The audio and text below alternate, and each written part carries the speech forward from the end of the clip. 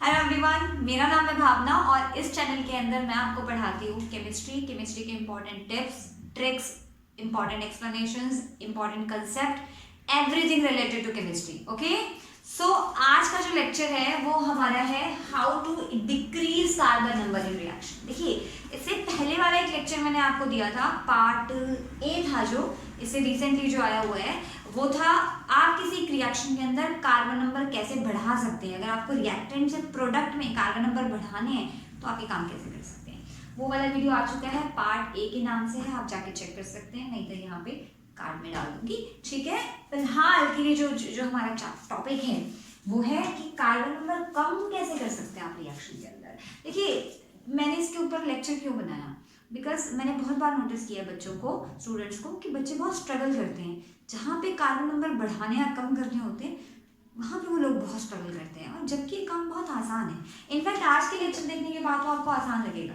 ठीक है, चलिए फिर स्टार्ट करते हैं। देखिए, देयर आर टू वेज, आप दो तरीके से कार्बन नंबर डिक्रीज कर सकते हैं। पहला जो एक नेमिंग रिएक्शन भी है और आपके लिए बहुत इंपॉर्टेंट नेमिंग रिएक्शन है, बोर्ड्स के बच्चों के लिए, जेई नीट, बहुत इंपॉर्टेंट रिएक्शन है, विच इज हॉफमैन डिग्रेडेशन या हॉफमैन ब्रोमेमाइड रिएक्शन जिसको बोलते हैं। And the second important reaction is decarboxylation. तो चलिए फिर स्टार्ट करते हैं, पर दोनों में ध्यान देना कि दोनों में ही कार्बन नंबर एक से ही डिक्रीज होता है, but like you can decrease carbon number by one only. Okay, देखिए इस रिएक्शन में मैं लिख देती हूं carbon number decreases by one and similarly carbon number decreases by one. दोनों में ही आप एक ही नंबर से डिक्रीज कर सकते हैं। ओके, मैंने यहाँ पे कार्बन लिख देते हैं क्योंकि वहां कार्बन लिखा है। ओके, अब ये रिएक्शन क्या है, ध्यान से देखिएगा। Reaction what you have to do, आपको लेना है एक अमाइड। अब अमाइड क्या होते हैं, RCONH2, इनको बोलते हैं अमाइड, या बेसिकली इनको एसिड अमाइड भी बोलते हैं। एसिड अमाइड क्या होता है, देखिए, अगर आप अपने, ध्यान से देखिएगा, अगर आप अपना कार्बोक्सिलिक एसिड लेते हैं, ये आपका कार्बोक्सिलिक एसिड है, और आप इसमें अमोनिया ऐड कर देते हैं, कार्बोक्सिलिक एसिड में आप अमोनिया ऐड कर देते हैं, तो OH रिप्लेस हो जाता है NH2 से, तो यू विल गेट RCONH2। और ये जो कंपाउंड बना है ये तो एसिड था, और ये क्या है, एसिड का डेरिवेटिव अमाइड, तो एसिड अमाइड। बहुत आसान है बनाना अगर आपको कार्बोक्सिलिक बनाना आता है तो यहाँ पे आपको एसिड अमाइड ही लेने हैं, इसको ट्रीट करना है ब्रोमीन और KOH के साथ। ये KOH जो होता है अल्कोहलिक हो सकता है या एक्वस हो सकता है, तो you can either use aqueous और अल्कोहलिक KOH। ओके, नाउ जी रिएक्शन में क्या होता है, तो मैं रिएक्शन को ऐसे एरो करके लिख रही हूँ। रिएक्शन में देखिए क्या होता है, जो आपका ये CO है, अमाइड का CO, ये निकल जाता है, बाहर आ जाता है, तो आपको क्या मिलता है, आपको मिलता है RNH2, क्योंकि देखिए आप CO को बाहर निकाल दीजिए और जो भी चीज है उसको जोड़ दीजिए, तो R और NH2 ये जुड़ जाता है और आपको मिल जाता है RNH2। ये एक्चुअली 1 डिग्री अमाइन है। देखिए, अगर आपका CO है साथ में तो आप इसको अमाइड कहोगे, पर अगर CO नहीं है, खाली RNH2, तो it will be 1 degree amine, तो sorry 1 degree amine, you will get amine. Okay, byproduct मिलेंगे, वैसे हमें मतलब नहीं है इनसे खास, पर फिर भी, तो K2CO3, KBr और वाटर, ये आपके बाय प्रोडक्ट होंगे। ओके, तो जैसा कि आप देख सकते हैं यहाँ पे आपके पास R और एक कार्बन था, जबकि यहाँ पे सिर्फ R है, तो एक कार्बन निकल गया, इसीलिए इसको डिग्रेडेशन कहा गया है। ओके, चलिए नेक्स्ट है हमारे पास, नेक्स्ट रिएक्शन है डीकार्बोक्सिलेशन।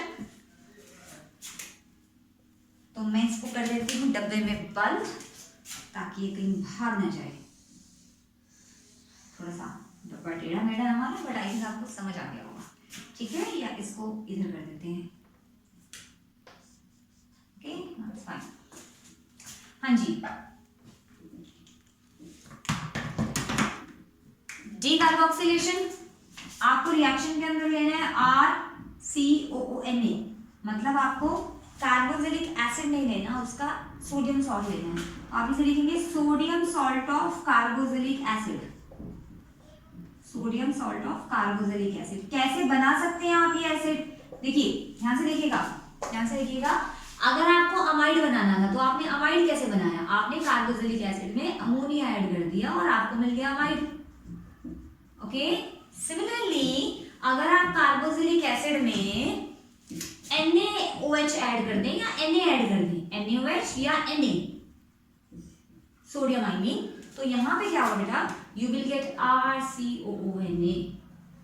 तो मैंने आपको बता दिया है कि आप कार्बोक्सिलिक एसिड से अमाइड कैसे बना सकते हैं और सोडियम का सॉल्ट कैसे बना सकते हैं। ओके, चलिए फिर यहाँ आ जाइए। Carboxylic sodium salt of carboxylic acid, इसको आपको ट्रीट करना है NaOH, कैल्शियम ऑक्साइड, और साथ में कर देंगे हीटिंग।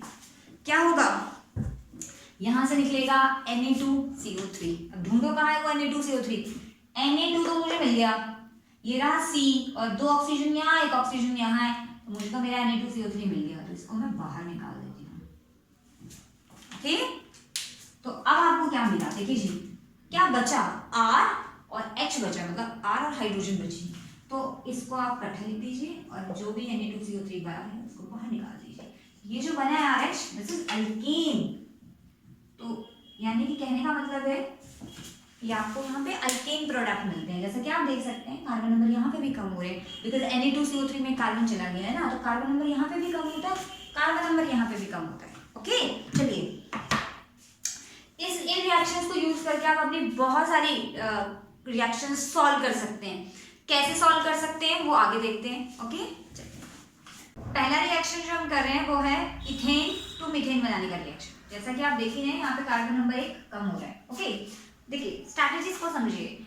आप डायरेक्ट इस रिएक्शन को नहीं करा सकते, आपको इसको नंबर ऑफ स्टेप्स में ही कराना पड़ेगा, पहली बात। दूसरी बात, आपको ये समझ आ रहा है कि डिग्रेडेशन मतलब कार्बन नंबर कम हो रहे हैं, ठीक है। अब कार्बन नंबर कम करने के लिए तो हमने 2 मेथड यूज किए थे, एक हॉफमैन वाला और एक डिकार्बोक्सिलेशन वाला, और दोनों में ही कार्बोक्सिलिक एसिड का सॉल्ट या उसका अमाइड हमें चाहिए होता है। तो इतना तो तय है कि हमें पहले इसे कार्बोक्सिलिक एसिड में तो कन्वर्ट करना पड़ेगा, ठीक है। अब कार्बोक्सिलिक एसिड में आप इसे डायरेक्ट तो कन्वर्ट नहीं कर सकते। आप एक काम कीजिए, आप इसका पहले अल्कोहल बनाइए और अल्कोहल की ऑक्सीडेशन से बनाइए कार्बोक्सिलिक एसिड, बट डायरेक्ट आप इसका अल्कोहल भी नहीं बना सकते। तो देखिए ध्यान सुनिएगा, ये जो मैंने आपको पहले भी बताया था पार्ट ए के अंदर भी, कि जो हमारे हैलाइड्स होते हैं ना, alkyl halide, aryl halide, alkyl halide usually ये बहुत इंपॉर्टेंट होते हैं कन्वर्जन पॉइंट ऑफ व्यू से। तो बहुत बार ऐसा देखा गया है कि रिएक्शन में आपको हैलाइड बनाना पड़ता है, ये हैलाइड से कहीं भी जाना आसान हो जाता है, ठीक है।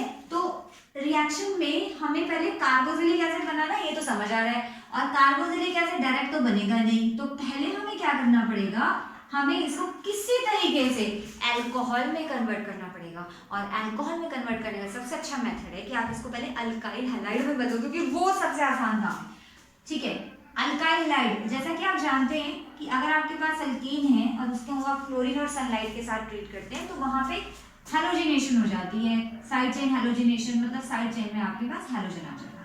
ओके, नाउ अब आपको क्या करना है, यहाँ पर सॉरी क्लोरीन आ जाएगा, इसमें आपको करा देनी है एक्वस QH के साथ रिएक्शन, जो आपको क्लोरीन हटा के क्या दे देगा, OH दे देगा। तो पहले आपने अल्काइल हैलाइड बनाए, वहां से आपने सब्स्टिट्यूशन करके बना दिया अल्कोहल। अब तो कार्बोक्सिलिक एसिड बनाना बहुत आसान है, अल्कोहल आपको मिली हुई है, आपको कार्बोक्सिलिक एसिड बनाना है, बहुत ही आसान काम है। जैसा कि आप देख पा रहे हैं अल्कोहल से कार्बोक्सिलिक एसिड, ये होता है ऑक्सीडेशन का रिएक्शन। मैंने इसका भी एक वीडियो बनाया हुआ है जिसमें मैंने आपको बताया हुआ है कि डिफरेंट ऑर्गेनिक मॉलिक्यूल्स की आप ऑक्सीडेशन और रिडक्शन करके आपको क्या मिलेगा और आपको कौन सा सुटेबल रिएजेंट वहाँ पे यूज करना पड़ेगा, ऑक्सीडाइजिंग एजेंट और रिड्यूसिंग एजेंट। इसका मैंने वीडियो बनाया हुआ, आप देख सकते हैं, वो भी मैं यहाँ पे लिंक में डाल दूंगी।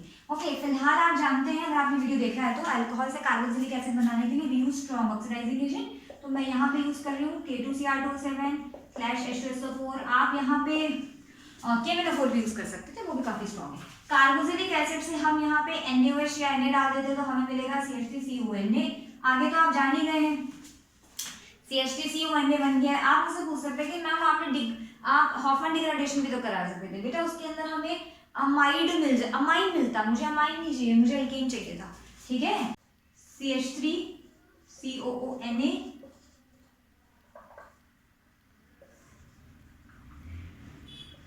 साथ में आप यूज करेंगे NaOH, कैल्शियम ऑक्साइड के साथ हीटिंग, तो यहां से आपको मिलेगा Na2CO3 और आपको मिलेगा CH4 और N2CO।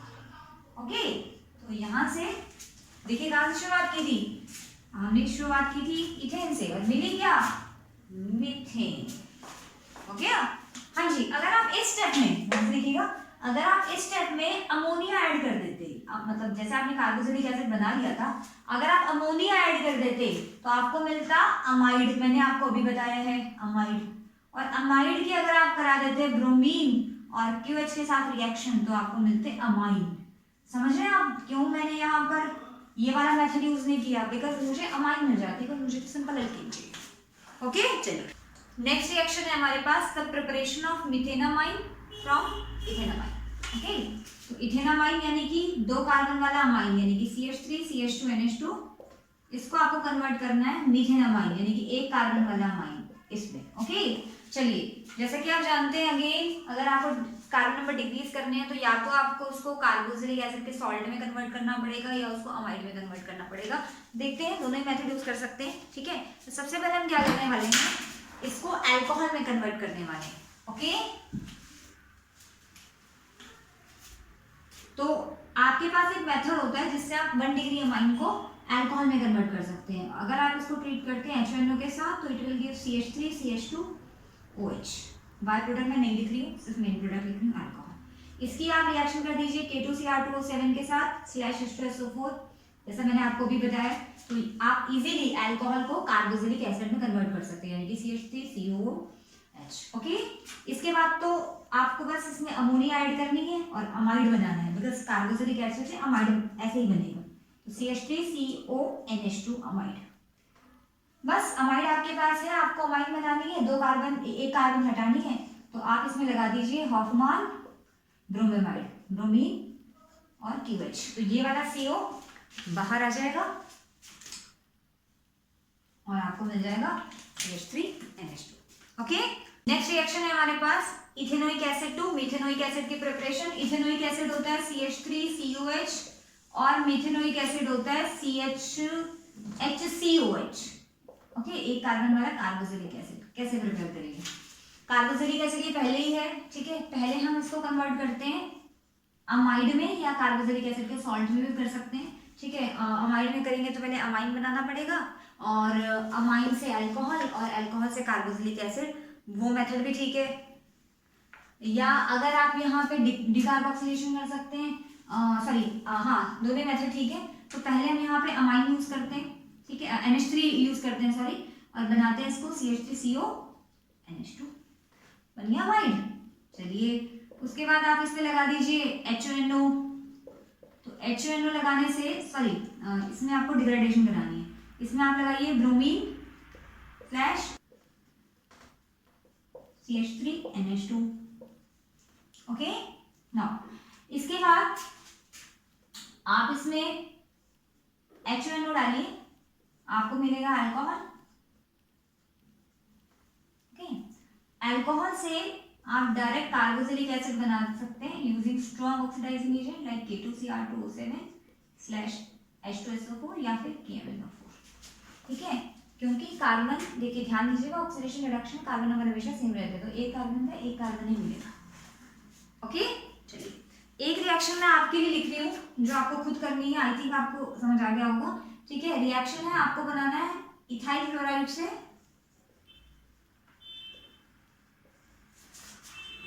Methyl chloride. ये रिएक्शन आपको खुद करनी है, ट्राई कीजिए।